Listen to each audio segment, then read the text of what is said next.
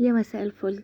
النهاردة هعمل طبق حلو جدا بشاي في 10 دقايق وتكون أكلتنا خلصانة. هننزل في طاسة تكون سخنة، هنزل عليها بالسجق، ويفضل يكون زي ما هو، أو لو حابين يتقطع مفيش مشكلة من غير ولا زيت ولا سمنة، لأنه بينزل السمنة بتاعته. بعد كده هننزل ببصلتين كبار متقطعين جوليان، وكمان فلفل أخضر سبايسي لو حابين الأكل يكون سبايسي، وهننزل كمان بفلفل ألوان وكمان فلفل أخضر.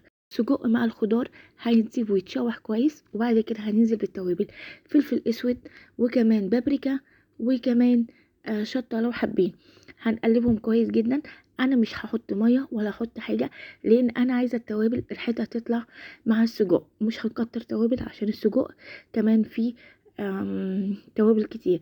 انا نزلت دلوقتي بمعلقه كبيره من الصويا صوص، وكمان بشر طماطميه، ونزلت كمان بمعلقتين كبار من الصلصة. هنقلب كويس، وبعد كده هننزل عليهم بمعلقة سكر، ولما خلاص يتسبكوا هننزل عليهم بالمكرونة الاسباجيتي او اي مكرونة متوفرة عندنا، وهيطلع بالجمال ده. الف هنا وشفا على قلبكم.